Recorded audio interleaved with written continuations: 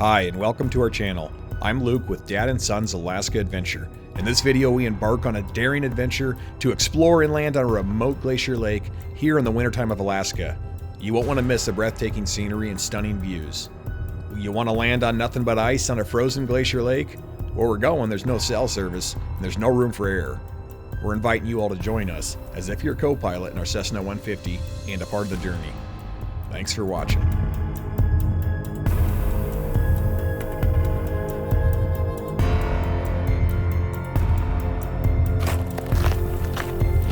It is a beautiful, clear, calm day out, and that means a perfect day for flying.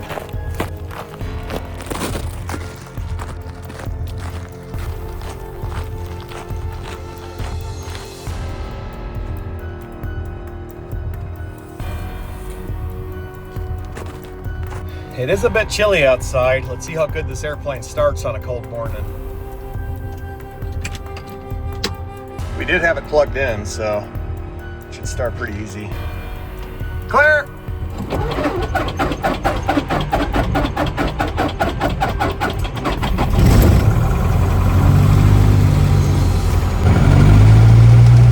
The snow is a bit froze and the airplane doesn't want to move. When the snow is soft, it goes through it no problem, but I think we're gonna have to do some snow blowing if we're gonna get this airplane moving. Yeah, snow's a bit froze. Makes a good wheel chock.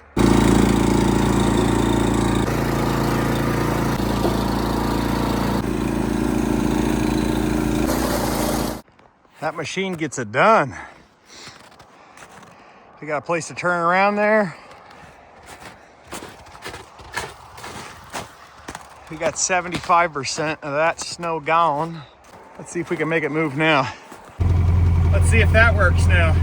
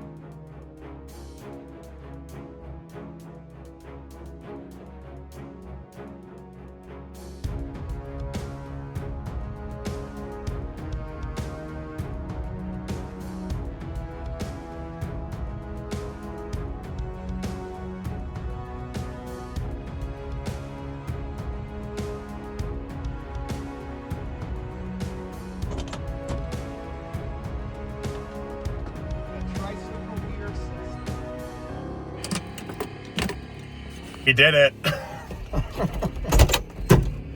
And a tricycle gear Cessna 150. Landed on a glacier lake. Trying to walk on the moon. It is so quiet outside.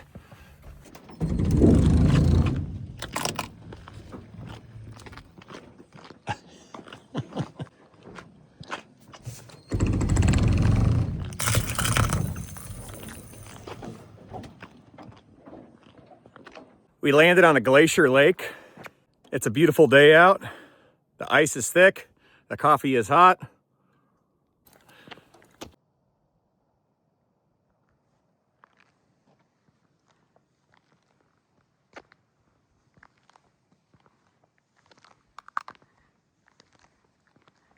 It's tempting to walk up to the glacier, but usually there's water at the base of it and it's not very safe. So we're just gonna stand on firm ice here. We got some good drone footage. It is very quiet out here. I think we're gonna taxi a little closer to the glacier, get some better shots. Our drone is pretty low on battery, so. And we forgot our jet boil stove. Pretty unique experience.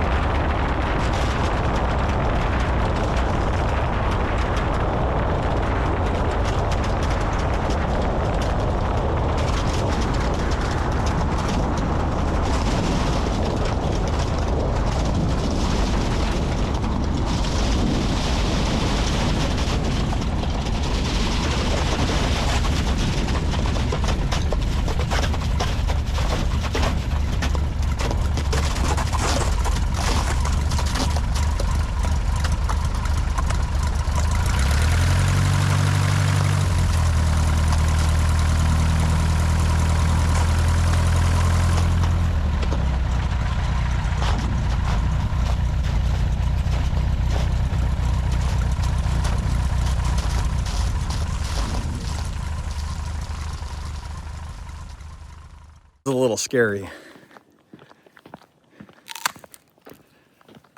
Wait till you see this.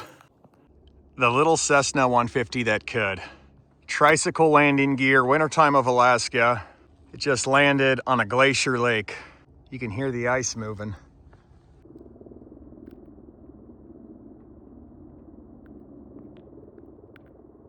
Ice is plenty thick, but usually you get this layer of water that goes between a top layer.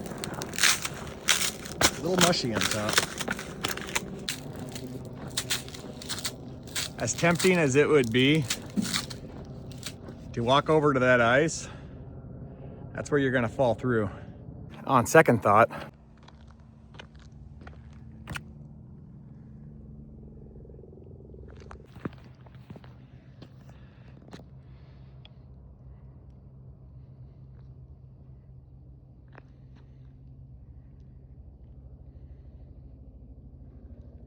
that right there is what I'm talking about. You walk over here, you think you can just walk across to that, probably gonna fall through right there. I just about did. That'd be very deep and very cold.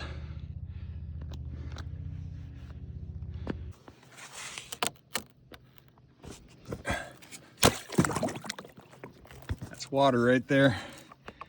You step in there, you're going in the water. Very easy to break through, and wish you never went in there.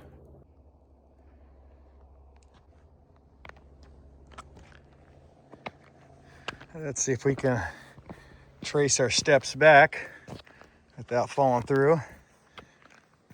You can see anywhere where it's dark and clear, you have a good chance of breaking through. Eventually, be a fun place to camp out here. But we got to get this airplane back up in the air before the ice melts.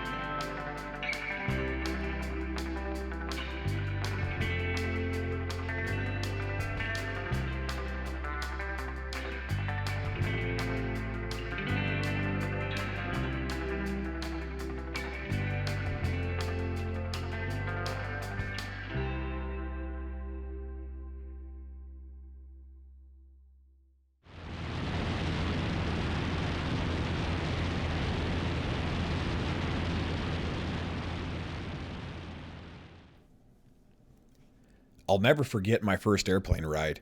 I was about 11 years old when my dad took my two older brothers and me to Young Eagles at our small hometown airport. The summer morning air smelled like cut grass and aviation fuel, and the steady hum of propellers filled the sky. To most people at the airport, it might have seemed ordinary. To me, it felt like the edge of something extraordinary.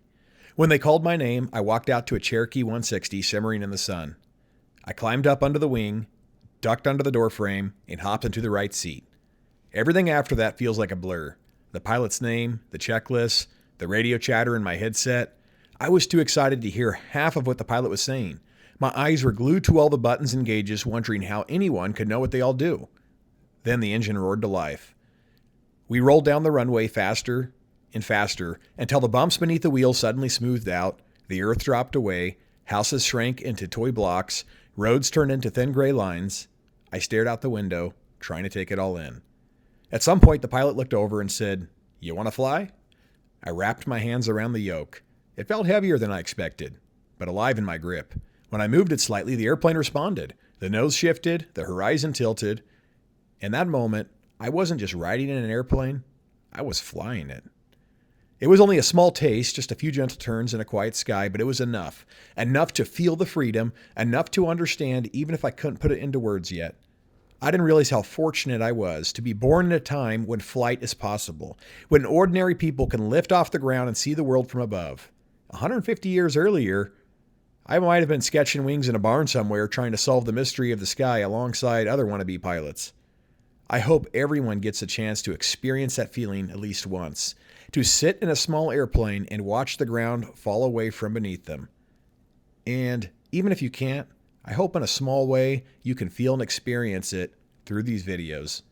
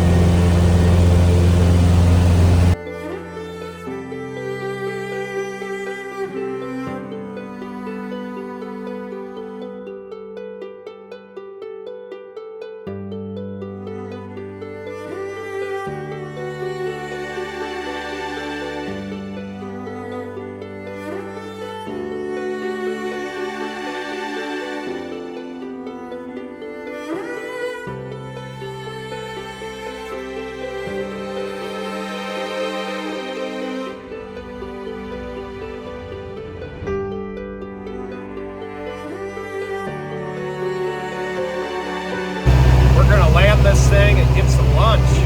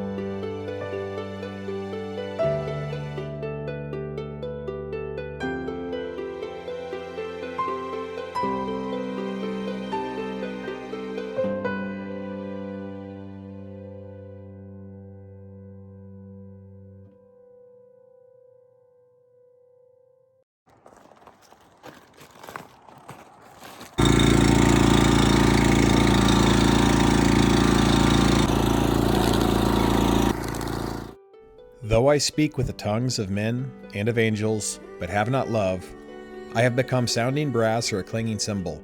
And though I have the gift of prophecy and understand all mysteries and all knowledge, and though I have all faith so that I could remove mountains, but have not love, I am nothing.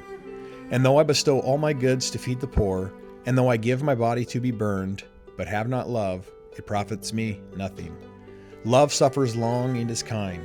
Love does not envy, love does not parade itself, is not puffed up, does not behave rudely, does not seek its own, is not provoked, thinks no evil, does not rejoice in iniquity, but rejoices in the truth, bears all things, believes all things, hopes all things, endures all things.